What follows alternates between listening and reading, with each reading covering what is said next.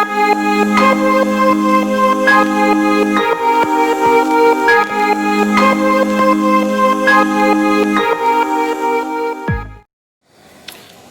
વિદ્યાર્થી મિત્રો, ધોરણ 11 રસાયણ વિજ્ઞાન શ્રી એસવી શાહ વિદ્યાવિહાર. હું રજનીકાંત પરમાર આપનું ફરીથી લેક્ચર નંબર 6 એકમ નંબર 1માં સ્વાગત કરું છું. આપણે અત્યાર સુધી શું ભણ્યા એના વિશે વાત કરી દઈએ. લેક્ચર નંબર 5 સુધી આપણે તમને દેખી શકો છો કે મોલ સંકલ્પના, બંધારણીય ટકાવારી, આણ્વિક સૂત્ર અને પ્રમાણ સૂચક સૂત્ર, તત્વયોગ મિતિ અને તત્વયોગ મિતિ ગણતરી વિશે જોઈ ગયા. આ ઉપરાંત રાસાયણિક પ્રક્રિયાનું સમતોલન, બેલેન્સિંગ કઈ રીતના થાય છે એ પણ આપણે માહિતી મેળવી છે. હવે આપણે લેક્ચર નંબર 6માં શું ભણવાનું છે એના વિશેની માહિતી મેળવી. તો અત્યારે આપણે સીમિત પ્રક્રિયક, જે લિમિટિંગ રિએજન્ટ કહેવાય છે, એના વિશે, સાંદ્રતા નક્કી કરવાના એકમો અને કેટલાક જે ઉદાહરણો જેને કોયડાઓ આપણે પુસ્તકમાં કહ્યા છે એની ગણતરી જોઈ લઈશું, જેથી તમને સૂત્ર પરથી દાખલાની ગણતરી પણ આવી જશે. ઓકે, તો ચાલો પહેલાં સીમિત પ્રક્રિયક એટલે શું એના વિશેની માહિતી જોઈ લઈએ. સીમિત પ્રક્રિયક દોસ્તો, રાસાયણિક પ્રક્રિયામાં પ્રક્રિયકો જ્યારે સંયોજાઈ અને નિપજ આપતા હોય છે ત્યારે એકથી વધારે પ્રક્રિયકો જ્યારે રાસાયણિક પ્રક્રિયામાં સંકળાયેલા હોય છે ત્યારે કોઈ એક પ્રક્રિયકની સરખામણીમાં બીજા પ્રક્રિયકનું જે પ્રમાણ છે એ ઓછું વપરાય છે. એની સાંદ્રતા જે છે બધી વપરાઈ જાય છે. એમ એક પ્રક્રિયકની સરખામણીમાં બીજા પ્રક્રિયકની બધી સાંદ્રતા વપરાઈ જાય છે અને દાખલા તરીકે A+B gives C, તો ડીની સાંદ્રતા બધી વપરાઈ જાય, એની હજુ બાકી છે અને નિપજ મળી જશે. ત્યારે બીની સાંદ્રતા વડે જ નિપજ નક્કી થાય છે, પછી વધારાની એની સાંદ્રતા વપરાશે નહીં બીની સરખામણીમાં. ત્યારે એની સરખામણીમાં બી એ પ્રક્રિયામાં કેવું કહેવાશે? Limiting reagent. અહીંયા તમને લખીને પણ સમજાવીએ કે કોઈ A+B અને C છે. ચલો, આ રિએક્શન છે. આમાં સી નિપજ છે, એ અને બી પ્રક્રિયકો છે, જે પ્રક્રિયા કરી અને સી નિપજ આપે છે. તો જો અહીંયા બીની બધી જ સાંદ્રતા વપરાઈ જાય પરંતુ એની હજુ બાકી રહે છે, ત્યારે બીની લિમિટેડ સાંદ્રતા કહેવાય. બધી વપરાઈ ગઈ પણ એની હજુ બાકી રહે છે અને ત્યારે નિપજ મળી જાય છે, પણ એની હજુ બાકી છે એટલે એ પડ્યો રહેશે અને બી બધું વપરાઈ જાય છે. પણ નિપજ કેના આધારે નક્કી થાય છે? બીના આધારે. સીમિત પ્રક્રિયક જે છે એ શું છે? તો જેની સાંદ્રતા બધી જ વપરાઈ જાય એક પ્રક્રિયકની સરખામણીમાં, તો એ સીમિત પ્રક્રિયક તરીકે ઓળખાય છે અને નિપજનું પ્રમાણ પણ એના આધારે જ નક્કી થતું હોય છે. ઓકે મિત્રો, તો અહીંયા તમે જોઈ પણ શકો છો કે એક પ્રક્રિયકની સરખામણીમાં બીજા પ્રક્રિયક વધારે હોય છે. જે પ્રક્રિયક ઓછો હોય તે કેટલાક સમય પછી વપરાઈ જાય છે અને ત્યારબાદ બીજા પ્રક્રિયકનું ગમે તેટલું પ્રમાણ હોય, પ્રક્રિયા આગળ વધતી નથી અને બનતી નિપજ છે એના ઉત્પાદનને સીમિત કરી દે છે. ત્યારે આપણે બીનું ઉદાહરણ આપીએ તો બી એ લિમિટિંગ રિએજન્ટ કહેવાશે. ઓકે, તો આ લિમિટિંગ રિએજન્ટ શું કરે છે? તો પ્રક્રિયા પર થોડુંક કહેવાય કે લિમિટ લાવી દે છે. પ્રક્રિયાના અંતે નિપજ જે ઉત્પન્ન થવી જોઈએ 100% એ પ્રમાણે નથી થતી.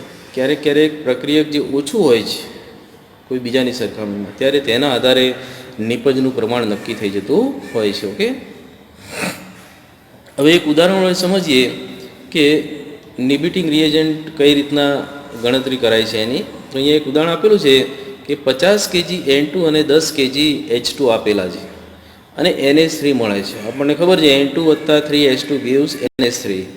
આ એક સુપ્રસિદ્ધ પ્રક્રિયા છે, N2 + 3H2, એટલે કે N2 ગેસ અને H2 ગેસ બંને રિએક્શન થાય છે ત્યારે આપણને 2 of NH3 મળે છે. બેલેન્સિંગ રિએક્શન મળે, એમોનિયા મળે છે. તો અહીંયા ઉત્પન્ન થયેલા NH3ની ગણતરી કરવાની છે અને લિમિટિંગ રિએજન્ટ સીમિત પ્રક્રિયક શું છે એ બતાવવાનું છે.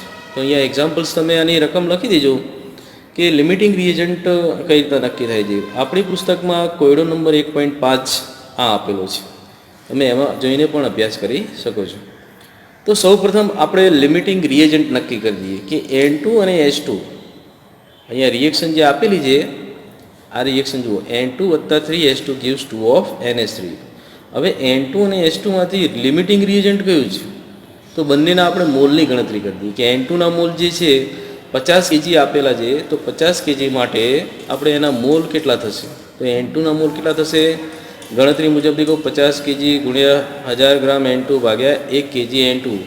અહીંયા આપણે જે પરિમાણાત્મક પૃથ્થકરણમાં જોઈ ગયા છીએ, તો એ ગણતરી મુજબ અહીંયા એનો જવાબ કેટલો આવે છે? 17.86 ગુણ્યા 10⁴ જેટલો આવશે મોલમાં. તો અહીંયા N2ના મોલ મળી ગયા. હવે H2ના મોલ શોધીએ એ રીતના, તો 10 kg આપેલું છે, તો એને પણ આપણે આ ગણતરી મુજબ જોઈએ તો N2ના મોલ કેટલા થશે? તો એને આપણે 10 kg જે આપેલા છે એ 10 kgમાંથી એના મોલના કન્વર્ઝન અહીંયા 4.96 ગુણ્યા 10⁻³ મોલ આપેલા છે, બરાબર.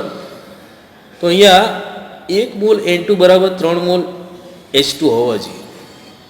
1 મોલ N2 બરાબર 3 મોલ H2 હોવા જોઈએ, પરંતુ 50 kg મુજબ જે આપણે 10 kg H2 આપેલા છે, તો એની સામે 17.86 ગુણ્યા 10⁻² N2 જે દાખલામાં આપેલા છે એની સરખામણીમાં 4.96 ગુણ્યા 10⁻³ જેટલા મોલ આપણને મળે છે. ઓકે, તો અહીંયા કહી શકાય કે 1 મોલ બરાબર 1 મોલ N2 બરાબર રિએક્શન મુજબ અહીંયા રિએક્શન જે આપેલી છે N2 + 3H2, તો 1 મોલ N2 છે એની સામે 3 મોલ H2 વપરાય છે, તો આપણને 17.86 N2 આપેલા છે. 17.86 ગુણ્યા 10⁻² N2 આપેલા છે, તો એના માટે H2ની જરૂર કેટલા પડે? તો આપણે ક્રોસ ગુણાકાર કરીએ. 17.6 ગુણ્યા 10⁻² આપેલું છે કે 17.86 ગુણ્યા 10⁻² ગુણ્યા 3 મોલ H2 ભાગ્યા 1 મોલ. ક્રોસ કરીશું અહીંયા આ રીતના, આની સાથે આ ગુણાકાર થશે અને આની સાથે આ ગુણાકાર થશે, તો 1 ભાગ્યામાં જશે, તો આપણને જવાબ મળશે 5.36 ગુણ્યા 10⁻³ H2. તો જે સરખામણી કરતાં આપણને 5.36 ગુણ્યા 10⁻³ H2 પ્રાપ્ત થયા છે.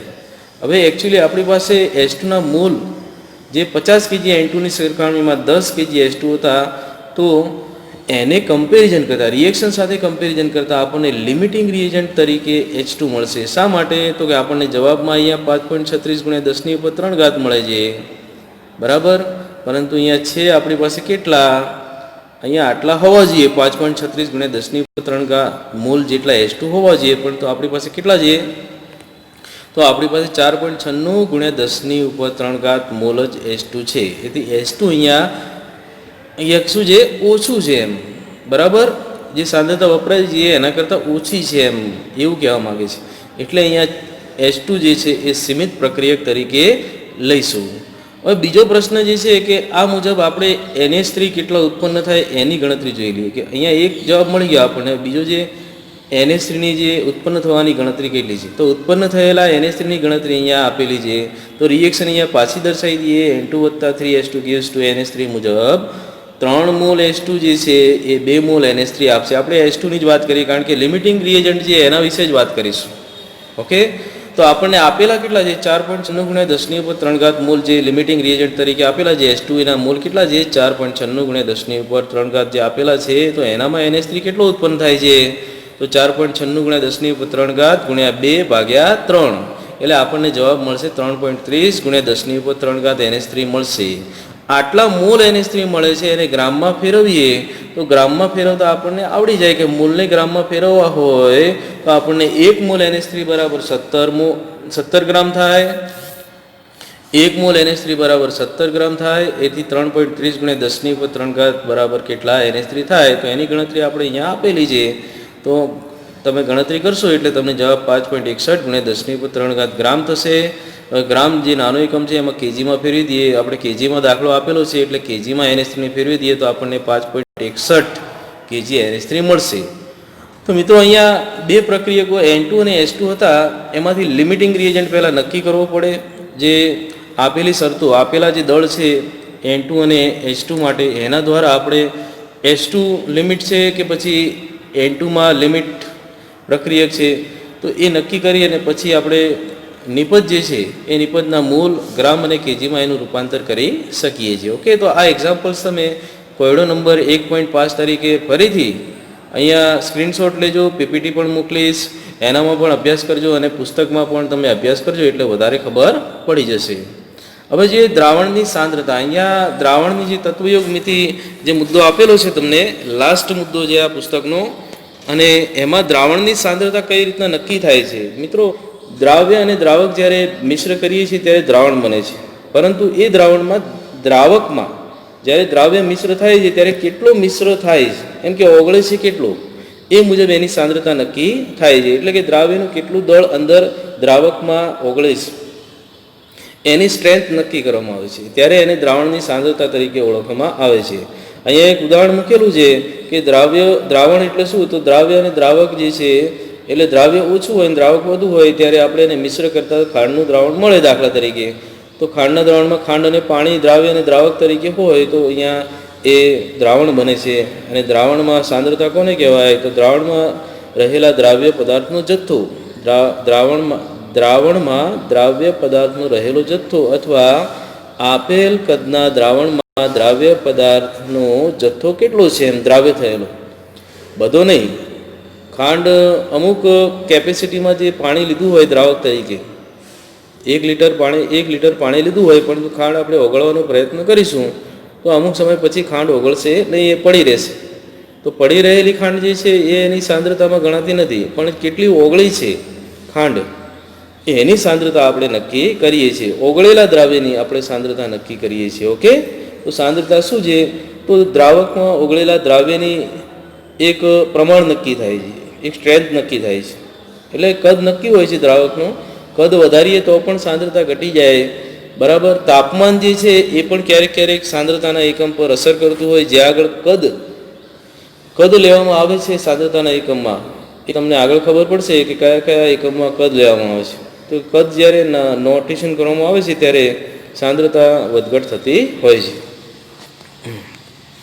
તો અહીંયા સાંદ્રતા માપનના એકમો આપણે કેટલા ભણવાના છે, તો કુલ 4 એકમો છે. અહીંયા મોલારિટી, મોલાલિટી, મોલ અંશ અને દ્રાવણની દળથી ટકાવારી અથવા તો વજનથી ટકાવારી. અહીંયા મિત્રો દળ અને વજનને ક્યાંક આપણે ફેરફાર નહીં કરીએ. દળ એટલે ખરેખર જે જથ્થો છે પદાર્થમાં રહેલા કણોનો એ જ ગણવામાં આવે છે, અને વજન એટલે ગુરુત્વાકર્ષણ છે. પરંતુ અહીંયા આપણે એવું અલગ નહીં પાડીએ, વજનથી ટકાવારી અથવા તો દળથી ટકાવારી એક જ કહીશું, એને W/W. અહીંયા શું છે, W/W એટલે W જે ઉપરનો છે, ઉપરનો W જે છે ભાગ્યા W છે. તો ઉપરનો ભાગ્યું દ્રાવ્ય, ઉપરનો W જે છે એ વેઇટ કહેવાય છે, નીચેનો W એ પણ વેઇટ કહેવાય છે. વેઇટ ભાગ્યા વેઇટ એટલે દળ ભાગ્યા દળ, એટલે દળથી ટકાવારી કહી છે. ઓકે, એટલે કે અહીંયા દ્રાવ્ય જે છે એ પણ ઘન પદાર્થ તરીકે લેવામાં આવે છે, દળ લેવામાં આવે છે, અને જે દ્રાવણ છે એનું પણ દળ લેવામાં આવે છે, કદ લેવામાં આવતું નથી. એટલે અહીંયા W/W છે. ક્યારેક ક્યારેક W/V હોય તો W ઉપરનો હોય ત્યારે એને વેઇટ એટલે કે દળ કહેવાય છે દ્રાવ્યનું, અને દ્રાવણ જે છે V એટલે કે કદમાં લેવામાં આવતું હોય છે. ત્યારે દ્રાવણનું કદ મિલીલીટર અથવા તો લીટરમાં દર્શાવાતું હોય છે. મોલારિટી એકમમાં એની જે વ્યાખ્યા છે કેપિટલ M તરીકે ઓળખવામાં આવે છે કે 1 લીટર દ્રાવણ હોય. મિત્રો, 1 લીટર દ્રાવણ છે, દ્રાવક નથી કે દ્રાવ્ય નથી, પણ દ્રાવણ એ શબ્દ સમજો. 1 લીટર દ્રાવણ હોય એમાં દ્રાવ્યના પ્રતિ મોલ કેટલા ગ્રામ દ્રાવ્ય થયા છે. અહીંયા તમને દર્શાવ્યું છે કે 1 ગ્રામ મૂલ દ્રાવ્ય પદાર્થ ધરાવતા 1 લીટર દ્રાવણને 1 લીટરમાં 1 મોલમાંથી સંપૂર્ણ 1 મોલના સંપૂર્ણ ગ્રામમાં જે રૂપાંતર થયેલા આણ્વિક દળ છે, અથવા તો આણ્વિક દળ હોય કોઈ પણ અણુ આણ્વિક દળ, 1 મોલ બરાબર એનું આણ્વિક દળ, અને એ 1 લીટરમાં પૂરેપૂરું ઓગળી જાય તો એને 1 મોલર દ્રાવણ કહે છે. પરંતુ 1 લીટરમાં પૂરેપૂરું જે મોલર દળ ન ઓગળે તો શું થાય, તો એ મોલારિટી ઘટે છે. એટલે 1 લીટર 1 મોલરથી ઓછું આવે છે, 1 મોલરથી ઓછું આવે છે. એટલે ઇન શોર્ટ જે છે 1 લીટર દ્રાવણમાં દ્રાવ્યના 1 મોલમાંથી કેટલા ગ્રામ, 1 મોલનું જે આણ્વિક દળ છે અથવા મોલર દળ છે એમાંથી કેટલું દળ ઓગળે છે એ મુજબ એની મોલારિટી નક્કી થાય. જો આણ્વિક દળ જેટલું અથવા તો મોલર દળ જેટલું પૂરેપૂરું 1 લીટરમાં ઓગળી જાય તો એનું દ્રાવણ 1 મોલર કહેવાય છે અને એની મોલારિટી 1 કહેવાય છે. બરાબર, પરંતુ એનાથી ઓછું હોય તો પછી એને આપણે એનાથી 1 મોલરથી ઓછું દ્રાવણ છે એમ કહેવામાં આવે છે. એને કેપિટલ M વડે દર્શાવવામાં આવે છે. દાખલા તરીકે HCl, હાઇડ્રોક્લોરિક એસિડ જે H અને Cl થી બનેલો છે, 2 પરમાણુથી. હવે HClનું આણ્વિક દળ શોધો તો તમને 36.5 ગ્રામ પ્રતિ મોલ જવાબ મળશે. ઓકે, પરંતુ આ જે મોલ દર્શાવે છે, એક મોલ HCl બરાબર 36.5 ગ્રામ પ્રતિ મોલ એનું મોલર દળ કહેવાય.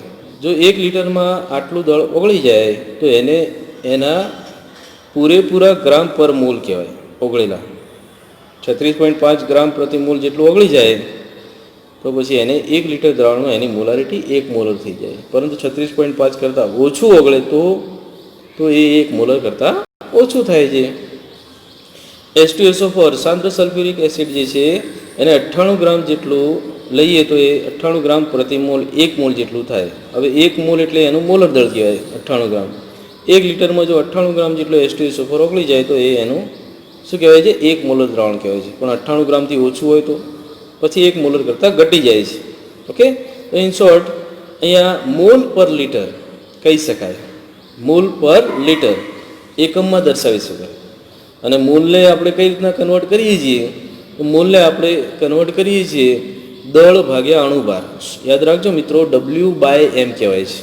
અહીંયા લખી પણ દઉં છું કે મોલ એટલે આપણે એની વ્યાખ્યા આ રીતના કરીએ છીએ, N. મોલ એટલે N is equal to W/M.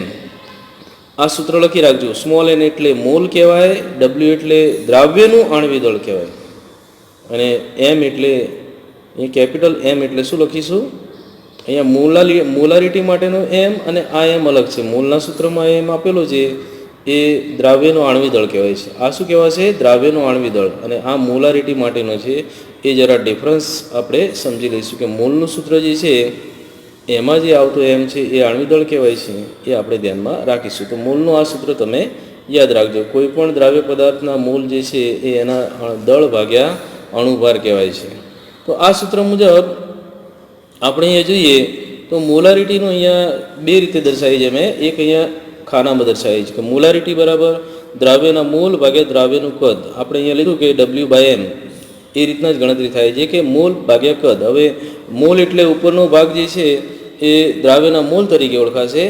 બરાબર, ઉપરનો ભાગ જે છે એ દ્રાવ્યના મોલ તરીકે ઓળખાશે. જ્યારે અહીંયા દ્રાવ્યના મોલ અને નીચેનો ભાગ એ દ્રાવણનું કદ લીટરમાં લઈએ છીએ. એટલે પ્રતિ લીટર કેટલા મોલ ઓગળે છે તો અહીંયા મોલને આપણે કન્વર્ટ કરીએ તો દ્રાવ્યનું દળ ગ્રામમાં લઈશું અને દ્રાવ્યનો અણુભાર જે મોલની વ્યાખ્યા મોલ બરાબર દ્રાવ્યનું દળ ભાગ્યા આણ્વિક દળ ગુણ્યા દ્રાવણનું કદ અહીંયા લેવાનું છે, લીટરમાં લેવાનું છે. લીટરમાં ધ્યાનમાં રાખજો કે લીટર એકમ લખ્યો નથી પણ લીટરમાં લેવાનું થશે. તો એ રીતના સૂત્ર બનશે ગ્રામ પર લીટર ગ્રામ ભાગ્યા આણ્વિક દળ. અહીંયા જે સૂત્ર છે એને દર્શાવીએ તો ગ્રામ ભાગ્યા આણ્વિક દળ અને પર લીટર છે. અહીંયા ઇન્વર્સ એટલે પર લીટર. એટલે અહીંયા આવશે દ્રાવ્યનું દળ ગ્રામમાં ભાગ્યા આણ્વિક દળ ગુણ્યા દ્રાવણનું કદ લીટરમાં. અને લીટરમાંથી mlમાં લઈએ તો શું થાય? મિલીલીટરમાં જો લેવું હોય તો પણ લઈ શકાય, પણ ઉપર 1000 વડે ગુણવા પડશે. બે રીતે સૂત્ર હોય. જો તમને મિલીલીટર દ્રાવણ આપેલું હોય તો એનું કદ જે છે એ મિલીલીટરમાં લઈ શકાય છે. મિલીલીટરને આપણે લીટરમાં ફેરવું હોય તો પણ ફેરવી શકાય છે. મિલીલીટરને લીટરમાં ફેરવું હોય તો 1000 વડે ભાગવા પડે. લીટરને મિલીલીટરમાં ફેરવું હોય તો 1000 વડે ગુણવા પડે. આપણને ખ્યાલ છે કે યુનિટ કન્વર્ઝન જે છે એ આપણે શીખી ગયા છીએ. તો આ રીતના દ્રાવ્યનું જે ગ્રામમાં દળ લેવાનું ગુણ્યા 1000 ગુણ્યા દ્રાવ્યનું આણ્વિક દળ ગુણ્યા દ્રાવણનું કદ મિલીલીટરમાં લઈશું એટલે આપણે બે સૂત્રો મળશે. એક કદ લીટરમાં મળશે અને કદ મિલીલીટરમાં મળશે. તો આ બંને સૂત્રો વડે એક્ઝામ્પલ ગણી શકાય છે. ઓકે, તો આ રીતના મોલારિટીનું જે એક્ઝામ્પલ આપણે જોઈ લઈએ એટલે તમને ખ્યાલ આવી જશે કે મોલારિટી કઈ રીતે નક્કી કરવામાં આવે છે. અહીંયા તમને એક એક્ઝામ્પલ આપ્યું છે કોયડો નંબર 1.7 જે તમને પુસ્તકમાં પણ આપેલું છે કે 4 ગ્રામ NaOHને પૂરતા પાણીમાં દ્રાવ્ય કરીને 250 ml દ્રાવણ બનાવેલો છે. તો આ દ્રાવણની મોલારિટી, શબ્દ ખ્યાલમાં રાખજો, મોલારિટી એટલે કેપિટલ M શોધવાનો છે મિત્રો. ઓકે, તો 4 ગ્રામ NaOH છે એ દ્રાવ્ય કહેવાય છે, જે ઓગાળવામાં આવે છે. પાણીમાં એ દ્રાવક કહેવાય છે. આ બંનેને ભેગું કરી અને 250 ml બરાબર પાણીમાં દ્રાવ્ય કરી જલી દ્રાવણ 250 ml તૈયાર થાય છે. તો હવે એની મોલારિટી ગણવા માટે આપણી પાસે સૂત્ર છે કે મોલ ભાગ્યા કદ લીટરમાં લેવાનું છે. તો અહીંયા સિમ્બોલ આપી તો મોલ માટે સ્મોલ n અને દ્રાવણનું કદ V લઈશું. ઓકે, અહીંયા તમને n એટલે શું? દ્રાવ્યના મોલ, V એટલે દ્રાવણનું કદ, W એટલે દ્રાવ્યનું દળ ગ્રામમાં લેવાનું છે અને દ્રાવ્યનો અણુભાર આણ્વિક દળ લેવાનો છે. n એટલે શું થાય? મેં શીખવાડ્યું એમ W/M દળ ભાગ્યા અણુભાર દ્રાવ્યનું જ છે. દ્રાવ્યના મોલ બરાબર દ્રાવ્યનો દળ ભાગ્યા દ્રાવ્યનો અણુભાર લેવાનો છે. ઓકે, તો આ સૂત્ર આપણે એન છે એને W/m તરીકે લઈએ તો ભાગાકારમાં તો વી રહેશે જ, પણ એમ પણ ભાગાકારમાં આવશે. જે અણુભાર છે દ્રાવ્યનું દળ ભાગ્યા દ્રાવ્યનો અણુભાર ગુણ્યા વી થશે. તો દ્રાવ્યનું દળ કેટલું છે? W બરાબર 4 ગ્રામ NaOH છે. W બરાબર 4 ગ્રામ NaOH અને 40 એમ એટલે આણ્વિક દળ. હવે આણ્વિક દળ કેનું લેવાનું છે? દ્રાવ્યનું આણ્વિક દળ. NaOHનું આણ્વિક દળ એટલે 23 + 16 + 1 એટલે આપણને જવાબ મળશે 40 ગ્રામ પર મોલ. તો આણ્વિક દળ મોલર દળ NaOHનો કેટલો છે? 40 ગુણ્યા 0.250. મિત્રો અહીંયા 250 ml છે, એને આપણે લીટરમાં લખવું હોય, લીટરમાં અહીંયા સૂત્ર વાપરે, કારણ કે ઉપર 1000 ગુણ્યા નથી. અહીંયા આપણે લીટર એકમનો ઉપયોગ કર્યો છે એટલે આપણને આન્સર જે છે લીટરમાં મળશે. દેખો તમે કે 0.250 શું થઈ જશે? લીટર. તો આપણને એકમ શું મળશે જવાબમાં? 0.4 મોલ પર લીટર અથવા તો 0.4 કેપિટલ M મોલારિટીમાં જવાબ મળશે. અહીંયા મિલીલીટરમાં પણ જવાબ મળે. તો મિલીલીટરમાં જવાબ લેવો હોય તો શું કરવું પડે કે મિલીલીટરમાં હોય તો આપણે અહીંયા આ જે છે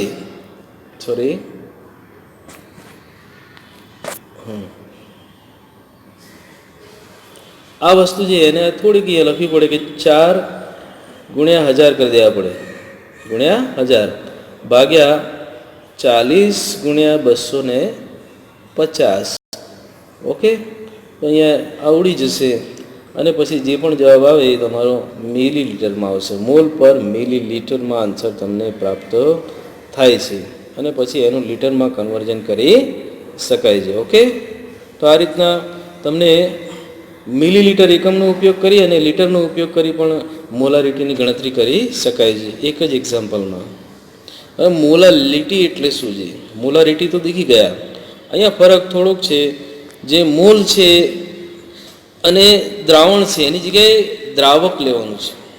દ્રાવકો શબ્દ દ્રાવણની જગ્યાએ તો અહીંયા ખ્યાલ આવી જશે તમને કે 1 કિલોગ્રામ દ્રાવકમાં, અહીંયા આપેલું છે કે દ્રાવણ નથી પણ 1 કિલોગ્રામ દ્રાવકમાં દ્રાવ્યના પ્રતિમોલ કેટલા ગ્રામ દ્રાવ્ય થયા છે. પેલું આપણે મોલમાં શીખી ગયા એવી રીતે જ કે મોલર દળમાંથી કેટલું દ્રાવ્ય થાય છે. ઓકે, તો મોલ પ્રતિ દ્રાવકનું દળ અહીંયા જે છે તમને લાલ જે અહીંયા બોક્સ આપેલું છે એમાં દેખી શકાય છે. મોલાલિટી બરાબર દ્રાવ્યના મોલની સંખ્યા ભાગ્યા દ્રાવકનું દળ. દ્રાવકનું દળ ભાગાકારમાં મૂક્યું છે, દ્રાવણનું કદ નથી મૂક્યું. મોલાલિટીમાં આ ફરક છે કે દ્રાવક જે છે એનું દળ લેવામાં આવે છે, દ્રાવણ નહીં. બરાબર, તો અહીંયા તમે એની વ્યાખ્યા સમજો. 1 કિલોગ્રામ દ્રાવકમાં દ્રાવ્યના 1 ગ્રામ મોલ દ્રાવ્ય પદાર્થ જે છે એ દ્રાવ્ય થાય ત્યારે એ દ્રાવણની મોલાલિટી 1 મોલલ કહેવાય છે અને આવા દ્રાવ્ય પદાર્થની સાંદ્રતા 1 મોલાલિટી તરીકે ઓળખવામાં આવે છે અને આ સાંદ્રતા molality small m capital M molarity માટે, મોલાલિટી સ્મોલ m માટે વપરાતો એકમ છે. તો એનું સૂત્ર અહીંયા લાલ બોક્સમાં દર્શાવ્યું છે, લાલ ગુલાબી બોક્સમાં એ પણ થશે. એનું કન્વર્ઝન અહીંયા દેખો તો મોલ બરાબર દળ ભાગ્યા આણ્વિક દળ, દ્રાવ્યનું દળ ભાગ્યા આણ્વિક દળ ગુણ્યા દ્રાવકનું વજન કિલોગ્રામમાં લેવાનું છે. તો સ્મોલ m બરાબર શું થશે? દ્રાવ્યનું દળ ગ્રામમાં ગુણ્યા 1000 ભાગ્યા દ્રાવ્યનું આણ્વિક દળ ગુણ્યા દ્રાવકનું વજન થશે. ઓકે, તો આ રીતના એનું સૂત્ર જે છે એ તમે દેખી શકો છો. અહીંયા મિત્રો જે છે દ્રાવણમાં મોલારિટી બદલાય છે પરંતુ મોલાલિટી બદલાતી નથી. શા માટે? તો તાપમાનની અસર કદ ઉપર થાય છે પરંતુ દ્રાવકનું મોલાલિટીમાં દળ લેવામાં આવે છે. ત્યારે મોલાલિટી એકમ જે છે એમાં એની સાંદ્રતા પર તાપમાનની અસર થતી નથી. એટલે મોલારિટી તાપમાન સાથે બદલાઈ શકે છે પરંતુ મોલાલિટી બદલાતી નથી. અહીંયા એક ઉદાહરણ આપ્યું છે મોલાલિટી ગણવાનું કે 1.5 કિલોગ્રામ દ્રાવકમાં અહીંયા દ્રાવક આપેલો છે, એમાં 149 ગ્રામ KOH પોટેશિયમ હાઇડ્રોક્સાઇડ ઓગાળી દ્રાવણ બનાવેલ છે. તો આ દ્રાવણની સાંદ્રતા મોલાલિટીમાં શોધવાની છે. અહીંયા KOHનું આણ્વિક દળ આપેલું છે 56 ગ્રામ પ્રતિમોલ આપણે ગણતરી કરી શકીએ છીએ. પોટેશિયમનું 39 લઈ, ઓક્સિજનનો 16 અને Hનો 1 લઈ અને 56 ગ્રામ પર મોલ આવે છે. દ્રાવ્ય જે છે એનું દળ કેટલું આપેલું છે? 149.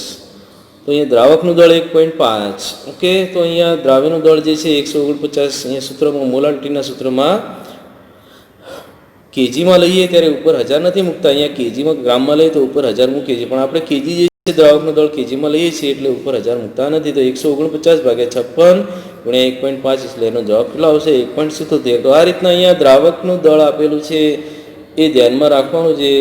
અહીંયા દ્રાવક જે છે ખાસ કરીને પાણી લેવામાં આવે તો એનું લીટરમાં આપેલું હોય તો એને કેજીમાં કન્વર્ટ કરી શકાય છે, કારણ કે પાણી જે દ્રાવક તરીકે આપેલું હોય એનું કદ આપેલું હોય. દાખલા તરીકે 5 લીટર આપણને પાણી આપેલું છે, તો પાણી હંમેશા દ્રાવક તરીકે એની ઘનતા જે છે એ પ્રવાહી અને ઘનમાં બંનેમાં એક જેવી હોય. તો 5 લીટર એટલે 5 કેજી લઈ શકાય છે દ્રાવક, કારણ કે પાણી દ્રાવક તરીકે વપરાતું હોય, કોઈ પણ દ્રાવ્ય આપેલું હોય ત્યારે 5 કેજી લો કે 5 લીટર લો તો લીટરને કેજીમાં સમજી અને દાખલો ગણી શકાય જો પાણી દ્રાવક તરીકે આપેલું હોય તો. અહીંયા દ્રાવકનો ઉલ્લેખ નથી કર્યો, પણ દ્રાવકનું દળ તો આપણને આપેલું જ છે, તો એની ગણતરી આ મુજબ કરી શકાય છે. ઓકે, હવે ઘનતાના આધારે આપણે મોલાલિટી જે છે એમાં એનો ઉપયોગ જોઈ લઈએ. ઘનતાના સૂત્રનો. ઘનતાનું સૂત્ર દ્રાવણ માટે વપરાય છે મિત્રો. શું છે તો આપણે જોઈ લઈએ કે ઘનતાનું સામાન્ય સૂત્ર દાખલાની રકમ પહેલાં આપણે જોઈ લઈએ ઘનતા એટલે શું. તો ઘનતા એટલે દ્રાવણનું દળ ભાગ્યા દ્રાવણનું કદ. આપણે ખાસ કરીને કઈ લઈએ છીએ? ગ્રામ પ્રતિ સેમી ક્યુબ અથવા કેજી પર મીટર ક્યુબ આ એકમમાં લઈએ છીએ. કેજી પર મીટર ક્યુબ અથવા તો કેજી પર લીટર તરીકે આપણે જેને લઈએ છીએ. કેજી પર મીટર ક્યુબમાં સામાન્ય રીતે આપણે એને એકમમાં લઈએ છીએ. તો એનો ઉપયોગ આપણે અહીંયા દાખલામાં કરવાનો છે. તમને આ એક્ઝામ્પલ આપેલો છે કે અહીંયા કોયડો કયો છે, તો અહીંયા તમને પુસ્તકમાં 1.8 નંબરનો કોયડો છે એ જરા જોઈ લેજો કે 3 મોલલ NaCl 3 કેપિટલ M છે તો મોલલ કહેવાય. મોલર કેપિટલ M છે એટલે મોલારિટીના સંદર્ભમાં છે. 3 મોલારિટી ધરાવતું NaClના દ્રાવણની ઘનતા આપેલી છે 1.5 ગ્રામ પ્રતિ ml આપેલું છે. તો દ્રાવણની આપણે શું શોધવાની છે? મોલાલિટી શોધવાની છે. આપણને મોલર દ્રાવણ આપેલું છે, દ્રાવણની ઘનતા આપેલી છે, તો એના આધારે આપણે મોલાલિટી શોધવાની છે. હવે અહીંયા પહેલાં આપણે શું શોધીશું?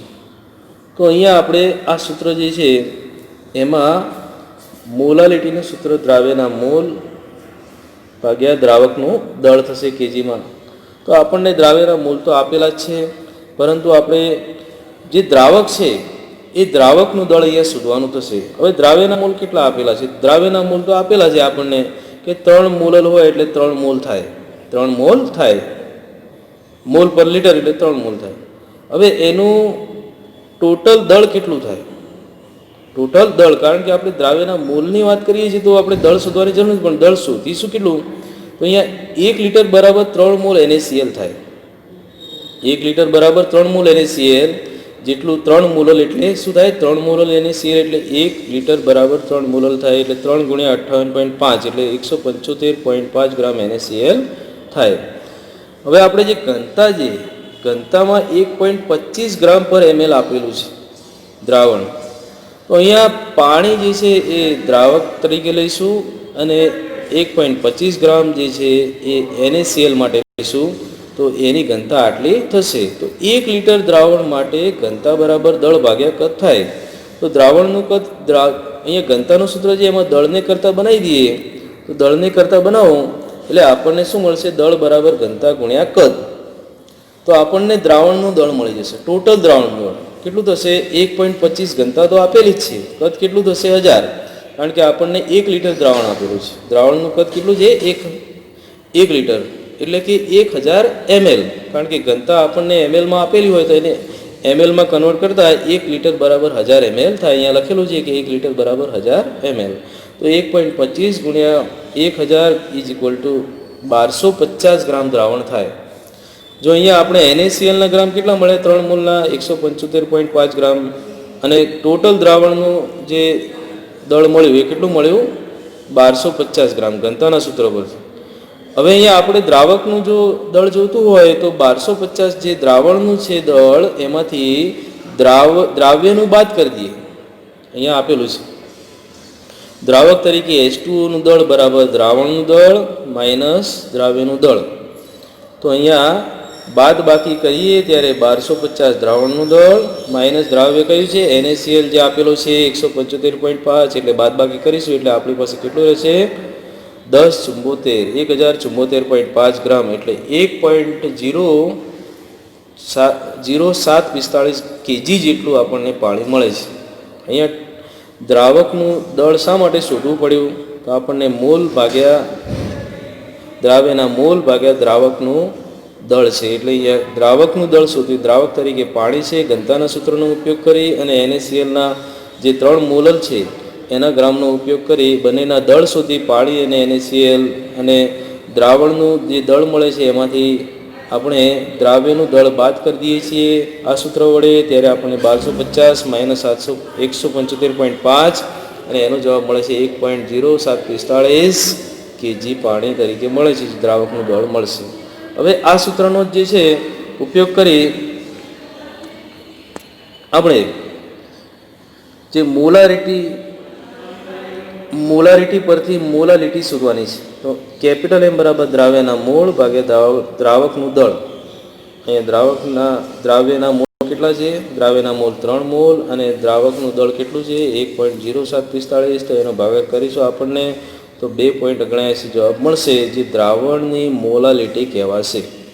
દોસ્તો અહીંયા ઘનતા જે છે એ ઘનતાનો ઉપયોગ કરી આપણે ઘનતામાં દળને કરતા બનાવીએ આ સૂત્રમાં, તો અહીંયા ઘનતા ગુણ્યા કદ બરાબર દળ થાય, અને કદને જો અહીંયા આ બાજુ લાવી દઈએ ડાબી સાઈડ, તો કદ બરાબર દ્રાવણનું દળ ભાગ્યા ઘનતા. તો બે ઘનતા પરથી આપણે કદ પણ શોધી શકીએ, દળ પણ શોધી શકીએ દ્રાવણ માટે. તો એનું ઘનતા આપેલી હોય ત્યારે દ્રાવણનું કદ કઈ રીતના શોધી શકાય, અને દ્રાવણનું કદનો ઉપયોગ આપણે મોલારિટીના સૂત્રમાં ઉપયોગ કરી શકીએ છીએ ઘનતાના સૂત્ર દ્વારા. અને એ જ રીતના અહીંયા દ્રાવણનું દળ જે છે એના વડે જો દ્રાવ્યનું દળ આપેલું હોય તો દ્રાવણનું દળ માઇનસ દ્રાવ્યનું દળ = દ્રાવકનું દળ. તો આ શોધી અને આપણે મોલાલિટીના સૂત્રમાં પણ ઘનતાનો ઉપયોગ કર્યો. એ આપણે અહીંયા શોધ્યું કે મોલારિટી આપેલી છે, ઘનતા આપેલી છે, એના પરથી મોલાલિટી શોધવાની થાય છે. ઓકે, તો આવી રીતે પણ એક્ઝામ્પલ પૂછી શકાય છે. આ એક્ઝામ્પલ પરીક્ષા માટે ઇમ્પોર્ટન્ટ છે, તમે તૈયાર કરજો તો તમને એનાથી ફાયદો થશે કે ઘનતાનો ઉપયોગ કઈ રીતના મોલારિટી શોધવા થાય છે, કઈ રીતના મોલાલિટી શોધવા પણ થતો હોય છે. ઓકે, મોલ અંશ એટલે શું? મોલ અંશની વ્યાખ્યા જોઈ લઈએ. ખરેખર તો મોલ અંશ એટલે શું છે કે દ્રાવ્યના કેટલા મૂલ ઓગળ્યા છે, દ્રાવકના કેટલા મૂલ છે દ્રાવણમાં, એના અંશ તરીકે લેવામાં છે. ટોટલ અંશ કેટલો હોય છે? હંમેશા 1 હોય છે. દ્રાવણનો ટોટલ મૂલ અંશ. અંશ એટલે આપણા શરીરનો જેમ ભાગ કહેવાય, પગ, હાથ, એનો એક અંશ હોય છે 100%માંથી, અને 100% બરાબર 1 કહેવાય છે. દ્રાવણનો કોઈપણ દ્રાવણ માટે એનો મૂલ અંશ કેટલો કહેવાય છે? = 1. અને એમાંથી પછી દ્રાવ્યનો મૂલ અંશ અલગ કરવામાં આવે છે, દ્રાવકનો મૂલ અંશ અલગ કરી શકાય છે, પણ ટોટલ દ્રાવણનો મૂલ અંશ હંમેશા 1 જેટલો લેવામાં આવતો હોય છે. અહીંયા તમને વ્યાખ્યા આપેલી છે કે દ્રાવણના મૂલ અંશ એટલે શું? દ્રાવણમાંના કોઈ એક ઘટકના મોલ અને દ્રાવણમાં રહેલા બધા ઘટકોની કુલ મોલ સંખ્યાના ગુણોત્તરને તે ઘટકનો મોલ અંશ કહે છે. ઘટક એટલે શું? તો દ્રાવણના ઘટકો કયા મિત્રો? તો દ્રાવ્ય અને દ્રાવક. હવે આ બેમાંથી કોઈ પણ એકનો મોલ અંશ શોધી શકાય, બીજાનું પણ શોધી શકાય. અલગ અલગ શોધી અને બંનેનો સરવાળો કરીએ તો એ સરવાળો હંમેશા દ્રાવણનો મૂલ અંશ કહેવાય છે. દ્રાવ્યનો મૂલ અંશ અને દ્રાવકનો મૂલ અંશ. પણ વ્યાખ્યા શું છે? ઘટકના મૂલ ભાગ્યા દ્રાવણના કુલ મૂલ થાય. દેખો એ આપેલું છે કે જે તે ઘટક દ્રાવ્ય કે દ્રાવક બરાબર, NaOHનું જલી દ્રાવણ હોય તો દ્રાવ્ય કયું થાય? NaOH. અને દ્રાવક કયું થાય? પાણી થાય. તો બંનેના અલગ શોધી શકાય, પણ ઘટક તરીકે દ્રાવ્ય લો અથવા તો દ્રાવક. એ રીતના એના મૂલ લેવાના, ઘટકના મૂલ ભાગ્યા દ્રાવણમાં રહેલ બધા ઘટકોની કુલ મૂલ સંખ્યા, એટલે દ્રાવ્ય અને દ્રાવક.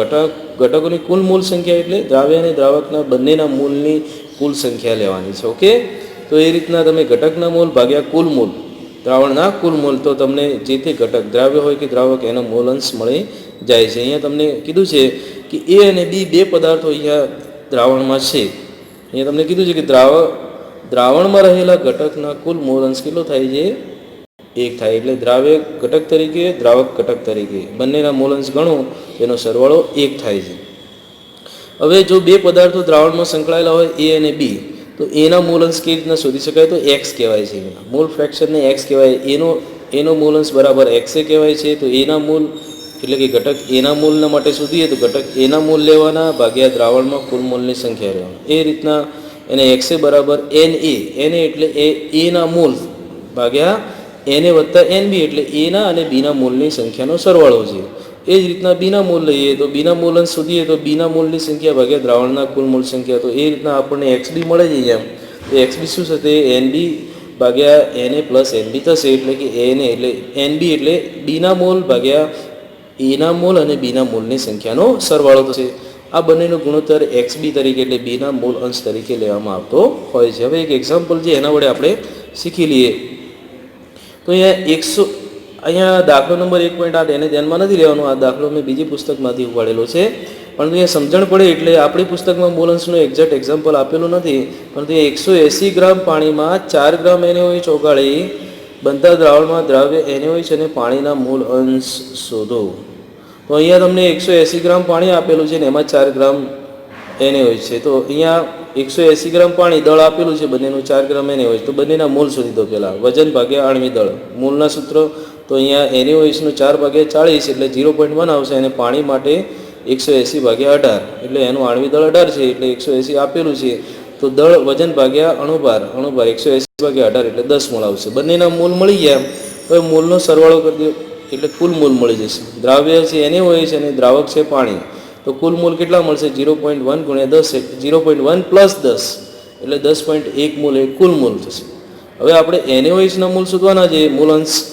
તો NaOHના મૂળ ભાગ્યા કુલ મૂળ, NaOHના મૂળ કેટલા છે? 0.1, તો 0.1 ભાગ્યા કુલ મૂળ કેટલા છે? 10.1, તો આપણને 0.0099 મળશે એનો જવાબ. પાણીના મૂળ અંશ શોધવા હોય તો પાણીના મૂળ ભાગ્યા કુલ મૂળ થશે, તો પાણીના મૂળ કેટલા છે? 10 અને કુલ મૂળ 10.1 એટલે આપણે જવાબ મળશે 0.9901. તો આ બંનેના મૂળ મળી ગયા. હવે આપણે અહીંયા બંનેના મૂળ અંશ મળી ગયા છે. જો અહીંયા બેનો સરવાળો કરવામાં આવે 0.0099 અને 0.9901, તો બંનેનો સરવાળો 1 થશે. એ તમને અહીંયા જોઈ શકાય છે કે બંનેનો સરવાળો કેટલો થાય છે? 1.0 થશે. ઓકે, તો આ રીતના મૂળ અંશનો એક એક્ઝામ્પલ તમને દર્શાવે છે, જેનાથી તમને મૂળ અંશ કઈ રીતના ગણતરી કરી શકાય એ પણ તમને સરળતાથી શીખી શકશો.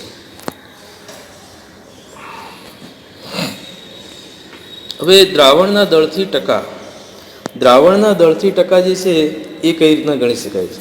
આ એકમ જે છે, હવે લાસ્ટ એકમ જે છે મેં તમને કીધું હતું પહેલાં કે W/W એટલે કે દ્રાવ્યનું દળ ભાગ્યા દ્રાવણનું દળ લેવામાં આવે છે ગુણ્યા 100 એટલે ટકામાં રૂપાંતર થઈ જાય છે. એની વ્યાખ્યા જોઈએ કે દળથી ટકાવારી અથવા તો વજનથી ટકા કોને કહેવામાં આવે છે?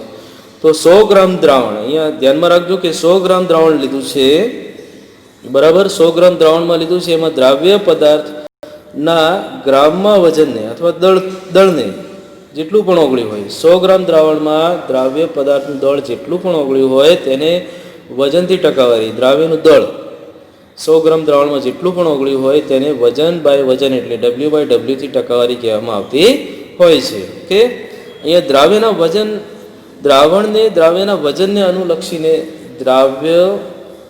અહીંયા દેખો, દ્રાવ્યના વજનને અનુલક્ષીને પ્રતિશત પ્રમાણ એટલે કે ટકાવારી પ્રમાણ શોધેલું છે. તેનું સૂત્ર શું બનશે? W/W percentage is equal to દ્રાવ્યનું વજન ભાગ્યા દ્રાવણનું વજન ગ્રામમાં લેવાનું છે, બંને ગ્રામમાં જ લેવાનું છે. આ પણ ગ્રામમાં લઈશું, આ પણ દ્રાવણનું વજન પણ ગ્રામમાં લઈશું, ગુણ્યા 100 થશે. હવે ભાગાકારમાં જે દ્રાવણનું વજન આપેલું છે એ ખરેખર શું થશે? દ્રાવ્યનું વજન ગુણ્યા દ્રાવકનું, બેનું ભેગું થઈને થશે.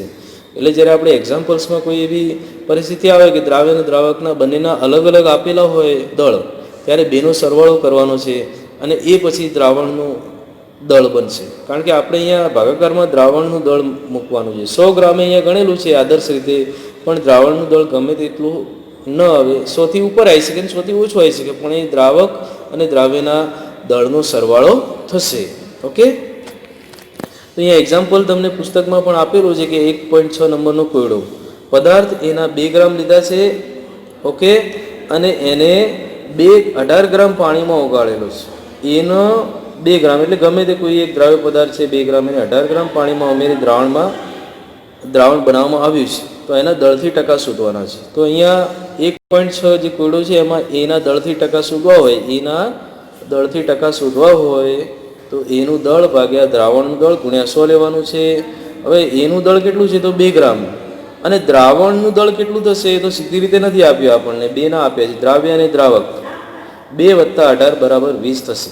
દ્રાવણનું દળ કેટલું થશે? 2નું ભેગું કરી તો 20 થશે. 2 ભાગ્યા 20 ગુણ્યા 100 એટલે આપણને 10% મળશે જવાબ. તો એના દળથી ટકા અથવા તો દ્રાવણ માટે દળથી ટકાવારી આપણને પ્રાપ્ત થઈ જશે.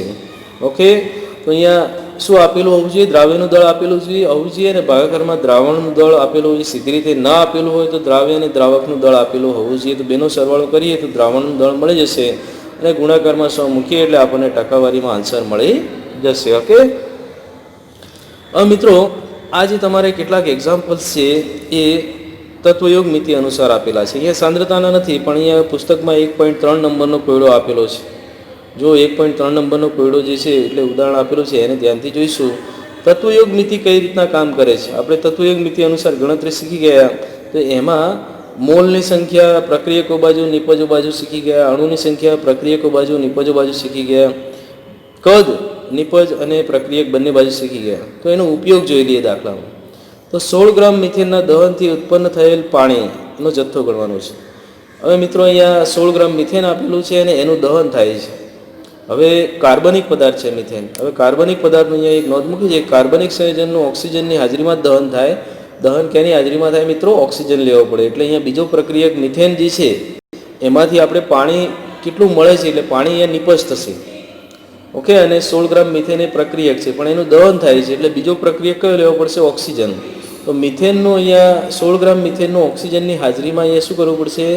દહન કરવું પડશે. એટલે એની પ્રક્રિયા શું થશે કે CH4 વત્તા 2O2 બેલેન્સ કરવી પડશે. તો એની સાથે આપણને CO2 મળશે નિપજમાં અને 2H2 એટલે પાણી મળશે. અહીંયા બેલેન્સિંગ પ્રક્રિયા છે એટલે મોલ બદલાશે.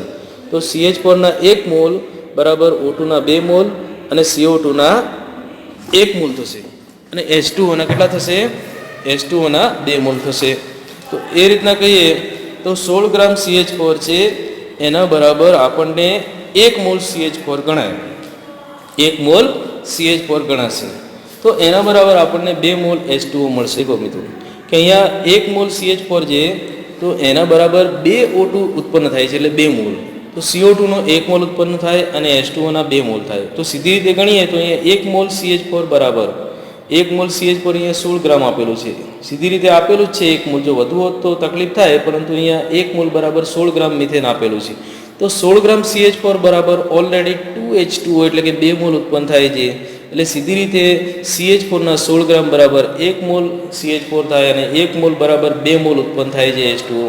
એટલે 2 મોલ H2O છે એટલે આપણે એની ગણતરી કરીએ 2 ગુણ્યા 18 = 36 ગ્રામ H2O ઉત્પન્ન થશે. તો આ રીતના અહીંયા પ્રક્રિયક અને નિપજમાં અણુ મોલની સંખ્યાની ગણતરી આવી રીતે કરી શકાય છે. ઓકે, બીજો એક એક્ઝામ્પલ જોઈએ કે મિથેનના દહનની પ્રક્રિયાને અંતે